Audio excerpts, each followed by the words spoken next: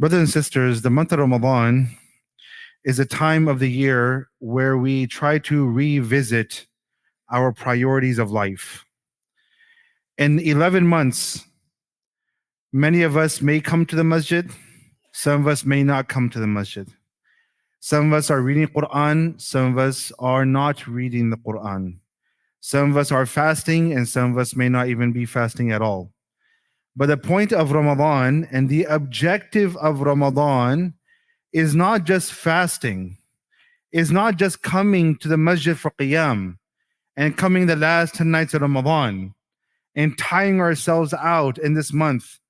But the objective of Ramadan from the very beginning has been that we use this time, a time that Allah subhanahu wa ta'ala has given us all the tools to succeed. He has removed shaitan from our life. He has created an environment where all of us are fasting. Everyone is reading Quran. Everyone is praying qiyam. Everyone is coming to the masjid. There is an environment in our homes. Why does Allah subhanahu wa ta'ala give us all this? So that we can change our life around. So that when Ramadan is finished and people have stopped coming to the masjid, we are still coming to the masjid. The test is not Ramadan. The test is after Ramadan. You know, when you go to, right next to Epic, we have a police academy. And a lot of times when you drive out, you see police cars, they're training over there. They put the cones there and they're trying to make sharp turns and so forth. Why? What is the point of a police academy? Well, they go there and they train there so that when real life situations occur, they know what to do at that time. The test has never been Ramadan. We always think that the test is Ramadan. The test has never been Ramadan. The test is Tuesday night. The test is Tuesday night. Now that comes Shawwal, now that shaitan is back in our life, are we coming to the masjid or not? People have stopped reading the Quran. Are we still reading the Quran? People have stopped praying qiyam. Am I still praying qiyam or not? People have stopped fasting. Am I still fasting or not? The point of Ramadan is that it is a time of the year to help straighten out our priorities. And now that we only have 1 or 2 days left for Ramadan, it is high time now that we sit down and we ask ourselves, what am I going to do when Ramadan finishes? How is this time, this Shawwal come? This Shawwal, Dhul Qa'dah, Dhul Hijjah, Muharram, and so forth. How is this going to be better than last year? How is it going to be different than last year? So this is the time now that we sit down and we ask ourselves, what is this going to be different now? And because there's a saying in English, if you fail to plan, then you're planning to fail. If you fail to plan, you're planning to fail. If we have no idea what we're going to do come Tuesday night, we have no idea what we're going to do come Wednesday and the next week and the week after and so forth, then to be truly honest, we have not taken the benefit from the month of Ramadan. Because Ramadan came, we were hungry, we came to the masjid, we prayed qiyam, we prayed Quran, and hence we have become Ramadan Muslims. So this is why Ramadan is given to us. And subhanAllah, there is no guarantee. I know this is the last odd night of Ramadan, but there is no one here, wallahi, uqsim billah, when I say this, there's no one here who can guarantee me, and I cannot guarantee myself, that we will witness another 29th night of Ramadan. So why not take this time and benefit from this time and ask ourselves, where am I going in my life? Where do I want to go in my life? Where is my akhlaq? What is it supposed to be? What is it right now? What does my salat need to look like? What is it now? What is the reality of it right now? When it comes to my life, where am I going in my life? What does it need to be like? But where am I going in my life? This is what Ramadan is there for, to straighten out our life. Now, when it comes to, of course, as I said, Ramadan is a time to gain and understand our priorities of life. We always talk about life, as I said. So Allah subhanahu wa ta'ala, there's a very beautiful ayah in the Quran that I want to share with you today. This is an ayah in Surah Al-Hadid. And before Allah subhanahu wa ta'ala talks about this ayah, and he talks about the reality of this dunya, Allah subhanahu wa ta'ala mentions something else. He says, أَلَمْ يَأْنِنِ الَّذِينَ آمَنُوا أَن تَخْشَعَ قُلُوبُهُمْ لِذِكْرِ اللَّهِ. You know, parents, how many times you sit there and you give advice to your children and you say that, मैं कितनी मर्तबा आपको समझाऊं, आपकी बात क्यों नहीं समझ में आता है? You know, we say this kind of thing to our children, right? How many times do I have to explain this idea to you over and over again? Why don't you understand? Allah subhanahu wa ta'ala, very similarly, he says in the Quran, أَلَمْ يَأْنِنِ الَّذِينَ آمَنُوا أَن تَخْشَعَ قُلُوبُهُمْ لِذِكْرِ اللَّهِ. Like, has the time not come that your hearts should be leaning towards Allah subhanahu wa ta'ala? Like, Allah is saying to us, like, what will it take? I've given you Ramadan. I have removed the distractions. I gave you Quran. I made you a Muslim. What more do you want from me? I have given you all the tools of success. And if you can still not succeed in life and you cannot come close to Allah subhanahu wa ta'ala, then we cannot put the blame on Allah, but we have to take the blame upon our own shoulders. So Allah is saying, has the time not come yet? Like, when will you wake up and smell the coffee? When will you wake up to the reality? That reality of what? أَن تَخْشَعَ قُلُوبُهُمْ لِذِكْرِ اللَّهِ. That your hearts are leaning towards Allah subhanahu wa ta'ala. وَمَا نَزَلَ مِنَ الْحَقِّ. And the fact that the haqq and the truth and the reality has been revealed to you. And then Allah subhanahu wa ta'ala says, وَلَا يَكُونُوا. And do not become like who? كَالَّذِينَ أُوتُوا الْكِتَابَ مِنْ قَبْلِ. Do not become like the previous nations. The previous nations were given izzah. You are also given izzah. They were given a book. You are also given a book. They were given a prophet. You are given a prophet. So when Allah subhanahu wa ta'ala has given them a book, and Allah has given us a book, and Allah subhanahu wa ta'ala has given us everything, and Allah subhanahu wa ta'ala is saying that we still are following the path of the people of the past. So Allah is telling us, وَلَا يَكُونُوا كَالَّذِينَ أُوتُوا الْكِتَابَ مِنْ قَبْلِ فَطَالَ عَلَيْهِمُ الْأَمَدُ. That there was an extended period of time that passed over them, and they did nothing in terms of their spirituality. And what happened when there was an extended period of time and they were devoid of spirituality? What was a result of that? فَقَسَتْ قُلُوبُهُمْ. Their hearts became hard. There was nothing that was penetrating into their heart. The Quran is recited. A sign of a believer is, as Allah says in Surah Al-Anfal, وَجِدَتْ قُلُوبُهُمْ الَّذِينَ إِذَا تُلِيَتْ عَلَيْهِمْ آيَاتُهُ زَادَتْهُمْ إِيمَانًا وَعَلَى رَبِّهِمْ يَتَوَكَّلُونَ. The believers are those that when the ayat of the Quran are recited, it penetrates their heart. And not only that, but it shakes them to their core. And they put their reliance in Allah and they turn to Allah subhanahu wa ta'ala.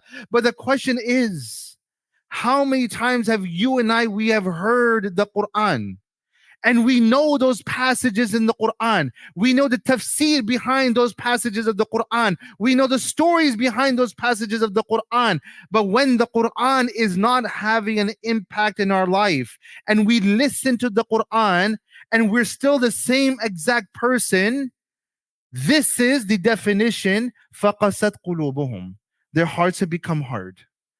Brothers and sisters, if Ramadan comes and Ramadan goes, and we started Ramadan with a hard heart, and we finish Ramadan with a hard heart, then wallahi, what did we gain from Ramadan? What do we gain from Ramadan? So this is why Allah subhanahu wa ta'ala is telling us, it is time that we wake up. It is time that we see the reality. And right after that, soon after that, after a few verses, Allah subhanahu wa ta'ala mentions this ayah that I'm going to share with you today. That Allah talks about the realities of this dunya. Now, when Allah subhanahu wa ta'ala begins this verse, He says, i'lamu. Okay? What does i'lamu mean? Generally, very linguistically speaking, it means be cautious, be aware of something. But to help you understand the magnitude of this word i'lamu, have you ever seen an infomercial? And on that infomercial, it says warning, caution, beware. This is that i'lamu, You understand? Like, be cautious of this. I'm going to share something very, very important with you. This is Allah telling us, I'm about to share something very important. Pay attention and listen up. What is the reality? أَنَّمَا الْحَيَاةُ الدُّنْيَا لَعِبٌ. Now, this ayah, by the way, there's one way of understanding it, which is just Allah subhanahu wa ta'ala giving us the reality of this dunya. Or you can understand this verse as a journey of life. And I want to explain to you in both ways. So first of all is Allah subhanahu wa ta'ala, He says, أَنَّمَا الْحَيَاةُ الدُّنْيَا لَعِبٌ. La'ibun means play. Okay, it just means play. Now, when you see a child playing, okay, they might gain some entertainment out of that. They are enjoying themselves out of that. But what happens with a play is that for a while you enjoy yourself, and again you're bored again.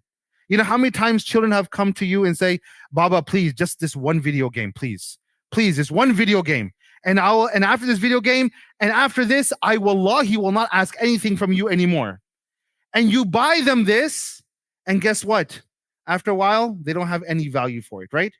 Because it's la'ibun, it's a play. They enjoy themselves. They enjoy themselves for a short period of time, but then it does not provide them eternal satisfaction. So Allah subhanahu wa ta'ala is telling us, "Annamal hayat dunya la'ibun." This dunya is no different than a toy. It's going to give you some temporary satisfaction, but not long-term satisfaction. Then Allah subhanahu wa ta'ala says, "Walahwun." Lahwun means diversion. Okay? Now, subhanAllah, wallahi, if you look at the world that we live in right now, everything is diverting us in different directions. And the greatest culprit in this matter, in this day and age, social media. Anything, you go on social media, at one time there's one issue, and that issue begins to die down, and it brings up another issue, and that issue is dying down, and then it consumes us. Every single time you open up social media, there's always something new in the news. So when a person opens up social media and they keep on absorbing this news over and over and over again, it's diverting us from the reality of our life. You understand? Because we are so focused and so consumed about other things. Today is Gaza. Tomorrow is the Red Heifers. Then tomorrow is P. Diddy. Then tomorrow is something else. And there's always something going on social media that the mind is going in all these different directions. We want to be consumed by everything. And when you are consumed by other things, you forget about your actual purpose of life. Another way to understand lahwun is that in this day and age, it's not just about the social media, but social media is destroying our kids also. And not only that, but this obsession that I need to gain people's approval. I need people's, their validation. People are sitting on social media. I was sitting with a few kids, by the way. A long time ago when we were kids, we were asked, "Beta kya banna hai?" Kya banna hai? What do you want to do in life? And they would say, doctor, engineer, helping other people out, and so forth, right? In this day and age, you can sit down with children. I sat down with children. I'm not just making this up because I'm sitting here in front of you. Wallahi, I asked these children, what do you want to become in life? Like, have you ever thought about it? And there's a kid, he goes, yeah, I thought about it. I'm like, what do you want to become? He goes, I want to become, you ready for this? I want to become a YouTuber. Okay. Khalas, you want to become a YouTuber. Okay. Why do you want to become a YouTuber? Because I want to become famous. Okay. What's going to happen when you become famous? Everyone's going to like me. Okay. What's going to happen after that? I'll get more money. Okay. And what's going to happen after that? Well, I'm going to buy things. And what's going to happen after that? And I'm going to be happy. And I said that, well, how many toys are you going to buy to be happy? And then he's like, I'm just going to buy more and more and more. You see, this is the times that we are living in. Our kids are so obsessed with social media. And we as parents, we're giving them all this. By the way, I've heard a lot of parents who say this to me. I'm giving my kids a phone and I'm giving them access to the phone because I want to give them access to the world. And you know what the reality is? When you give your children a phone, you're not giving them access to the world. you're giving the world access to them. Would you want your son or your daughter to ever get close to a sex offender? No. If we know that there's a pedophile out there, we want our children there. When our kids get on social media and they're obsessed with social media, every few seconds they want to take a plate, they want to take a picture of their plate of food and post it up. And after every 5 minutes, they're going to go back to their social media account. How many people liked it? How many people said something about it? Is this obsession? How many girls they will stand in front of the mirror every single day? Okay? And they'll post it over and over again, over and over again. Why is this obsession? Lahwun is diverting us from our reality of life. So then Allah subhanahu wa ta'ala says, wazinatun. It's beauty, the beautification of this dunya. And subhanallah, the beautification of this dunya is all temporary. Today someone is beautiful, tomorrow they're not beautiful. You understand? And when it comes to beauty of this dunya, it's all temporary. Then Allah subhanahu wa ta'ala says, وَتَفَاخُرٌ بَيْنَكُمْ. This dunya is all about, doing fakhr upon each other. It's always boasting about each other and boasting about themselves. Okay? मेरे पास इतना है, उसके पास इतना है. Okay? मेरे बेटी की यहाँ शादी हुई थी. उनकी शादी वहाँ हुई थी. Like my daughter got married at this prestigious hotel. Okay? And if their daughter got married at this hotel or their son got married at this place in this venue, I'm going to put myself in debt for the next 10 years, but I'll make sure so that I can prove to the entire world that my son or my daughter had a nikah or their marriage at a much better place. For what? Tafakhurun bainakum. And then, as I said, the social media factor comes in. I went for a vacation here. They went for a vacation over there. People are sitting in the haram. I was here, right in front of the haram. You're in the haram, habibi. Okay, enjoy yourself. Take the benefit of that place. Why do you have to show the entire world? You know why people have to show the entire world? Because they have to always feel the need that I need to show everyone else that I have more than everyone else. وَتَفَاخُرٌ بَيْنَكُمْ. And then Allah subhanahu wa ta'ala says, وَتَكَاثُرٌ فِي الْأَمْوَالِ وَالْأَوْلَادِ. And then this obsession of having more and more when it comes to children and wealth. Wealth is very clear. We always have this obsession of having more and more and more. But also, takathurun fil amwali wal awlad. What does awlad mean here? It's not that we have more children. Is that I want my children, I will do whatever it takes for my children to supersede and to beat every other child on the block. I want my child to be the best. There's nothing wrong in having that kind of, that vision or that kind of like wish and desire that I want my child to be the best. No problem. There's nothing wrong in having that kind of desire for your own children. But there comes a time where we do wrong things to others. Why? Because I want my son, my daughter to go and move forward above all the other children. So this is Allah subhanahu wa ta'ala telling us that this is what this dunya is. But if you look at the same ayah from a different angle, Allah subhanahu wa ta'ala is giving us the reality of this dunya, step by step. Think about it for a moment. The very first thing Allah subhanahu wa ta'ala says, "I'lamu annama al-hayat dunya la'ibun." When a child is small, what do? They play. All they do is play, right? Then after that, walahwun. They grow up a little more. Now they want to become famous. Okay? Now they want to go on YouTube. Now they want to, like, there are people, wallahi, if you go on YouTube, there are people who are doing the most ridiculous things. Wallahi. People there are people who are taking their cars and driving them over food. And those videos have 1 million views. Subhanallah. It's like, أَفَلَا تَعْقِلُونَ? Like, what has happened to the aql of the human being? أُولَٰئِكَ كَالْأَنْعَامِ بَلْ هُمْ أَضَلُّ.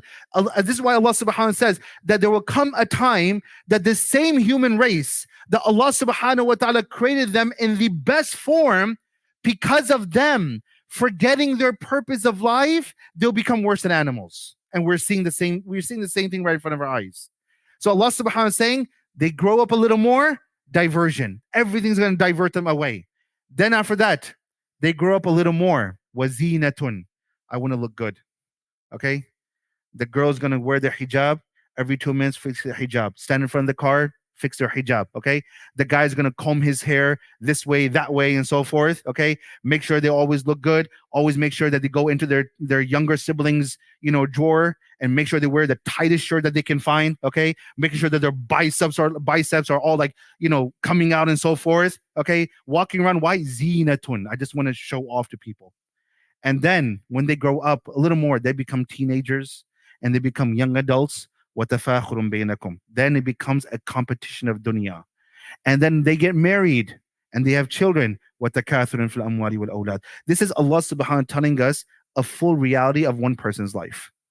Now, Allah subhanahu wa ta'ala says this dunya in as such is something that is never ever going to last. This dunya is never ever going to last.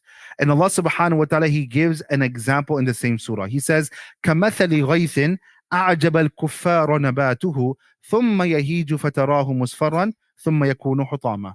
Allah subhanahu wa ta'ala is telling us that this dunya is so unpredictable. No matter how much time and energy you invest into this dunya, you have absolutely no control over this dunya.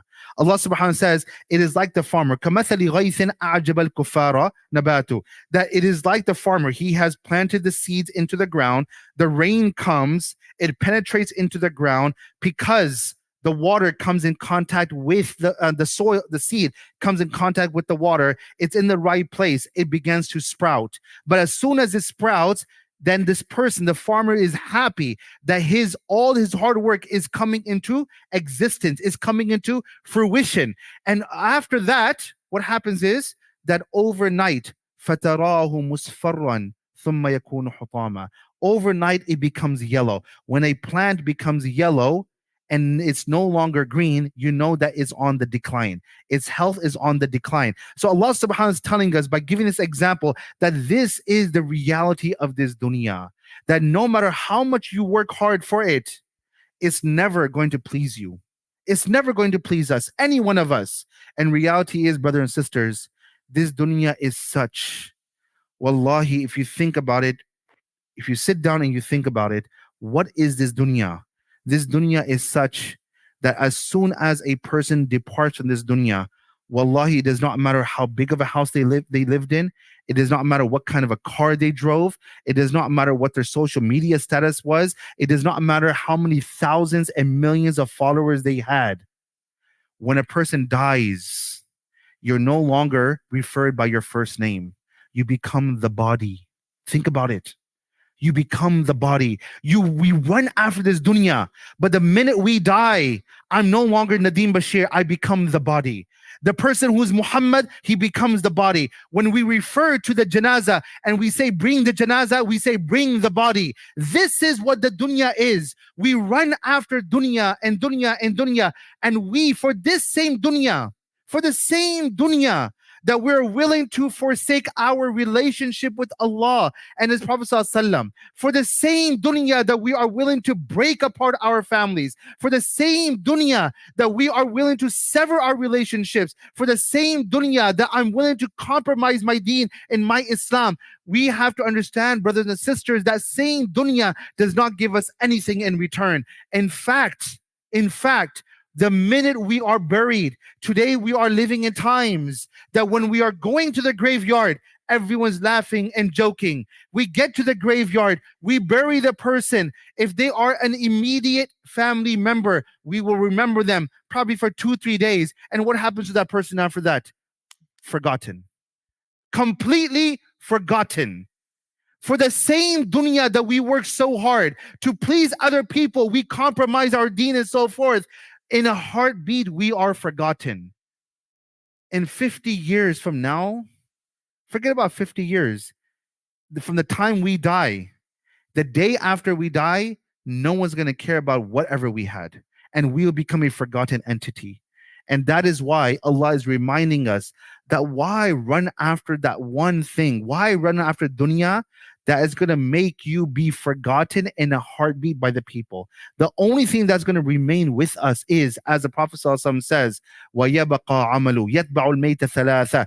3 things accompany a person to the grave. أَهْلُهُ وَمَالُهُ وَعَمَلُهُ فَيَرْجِعُ إِثْنَانِ وَيَبَقَى وَاحِدٌ. Only two things return and only that one thing remains. So we ask ourselves one simple question. for the dunya and for the people of dunya, we run after and we try to please and please and please. Why try to please everyone else when they are going to forget us in a heartbeat? And the only thing that's going to remain with us is our good deeds. The one thing that's going to benefit us in the most crucial time in our history, which is our good deeds, that is the one thing that we are leaving out. And the one thing that is not going to benefit us at all, that is the thing that we are running after. This is why this is called the deceptions of this dunya. So while we are here in this dunya, yes, we benefit from this dunya, but the dunya cannot become a priority where we forsake our deen, where I forsake my salat, where I forsake my relationships. The minute our priority, you remember in the beginning of this talk, I talked about priority. The Ramadan is the month where we straighten out our priority. If our priority is this dunya, khalas, you can run after people's approval, but I'll tell you this, you can never ever please everyone. If there's only one that you can please, it is Allah subhanahu wa ta'ala. This is why in the Quran, Allah gave a very beautiful example. He says, ضَرَبَ اللَّهُ مَثَلًا رَجُلًا. Allah gives the example of a man. فِيهِ شُرَكَاءُ مُتَشَاكِسُونَ وَرَجُلًا سَلَمًا لِرَجُلٍ. Allah gave us an example. And this is, by the way, about tawheed and shirk. But what's happening today, this ayah fits exactly within our life. Allah is telling us that imagine there's one man who has multiple masters and he tries to please each master. Does this make more sense? Or does it make more sense that one man serves one master? هل يستويان مثلا? Does in this example are the both examples equal? La, they're not equal. Why? Because in one example, when you try to please master after master after master, and they're all human beings, you're going to make one upset and you're going to please the others. That is why it makes only sense that you try to please only one. In this dunya, we are running after people. We are running after dunya, not realizing that what we call today freedom, what people outside in society say, that walk away from religion, leave their religion, run after the norms of society, because that is freedom. That's not freedom, brothers and sisters. That's slavery. That is what slavery is, because then society is telling us this is how you walk. And if you don't walk this way, there's something wrong with you. You have to dress this way, because if you don't dress this way, there's something wrong with you. So when you try to go and benefit or please everyone in this dunya, wallahi, uqsim billah, you cannot please everyone. But it is more easier to please Allah subhanahu wa ta'ala, because Allah's standard does not change. The dunya that we live in, what was normal yesterday, today is abnormal. Yesterday what was abnormal, today is normal. The dunya is always changing. So why run after this dunya and try to please this dunya at the expense of our creator, at the expense of our khaliq? La, we will not do this. This is why Allah subhanahu wa ta'ala says about the believers, their mindset is those who are far from Allah. When it comes to the akhirah, innahum yarawnahu ba'ida. They see the akhirah far away. Akhirah, we'll deal with them when the time comes. You understand? But as a Muslim, وَنَرَاهُ قَرِيبًا, they see the akhirah very close. Who knows when we will die? Who knows when we will go to Allah subhanahu wa ta'ala? So this is why, brothers and sisters, we are living today in very peculiar times. We're living in very strange times. And wallahi, this dunya is nothing. When I've gone, I grew up here in Dallas. There are a lot of people here in Dallas who saw me when I was a kid. When I go to them and I hear that they're getting sick, because there's a generational shift, right, that is taking place. When I see them getting sick and I see my seniors now slowly and gradually passing away, wallahi, I go to the hospital, I look at their life, I reflect on their life, and I ask myself one thing, wallahi, this dunya is nothing. Wallahi, this dunya is nothing.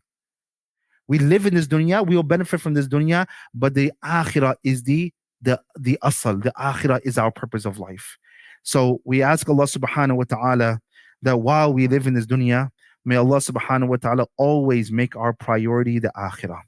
And we ask Allah subhanahu wa ta'ala to make us amongst those that He takes us from this dunya when He is most pleased with us. And we ask Allah subhanahu wa ta'ala to make us from amongst those that He makes our last a'mal our best a'mal. And we ask Allah subhanahu wa ta'ala, with all this la'ib end this lahwun and zinatun and tafakhur. May Allah subhanahu wa ta'ala protect our children. May Allah subhanahu wa ta'ala protect our children. May Allah protect our upcoming generations. We ask Allah subhanahu wa ta'ala to make us amongst those who are steadfast on the Quran and the Sunnah of Rasulullah sallallahu alayhi wa sallam. Ameen Rabbil Alameen wa jazakumullah khair. Assalamu alaikum wa rahmatullahi wa barakatuh.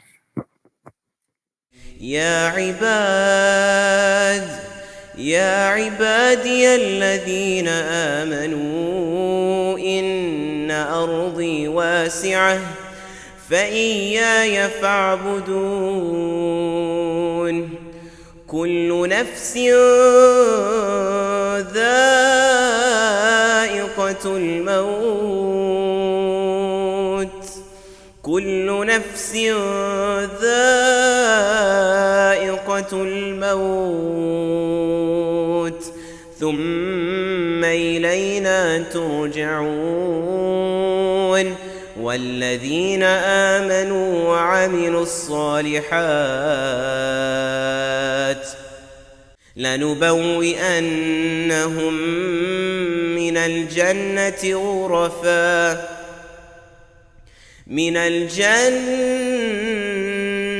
غرفا تجري من تحتها الأنهار خالدين فيها نعم أجر العاملين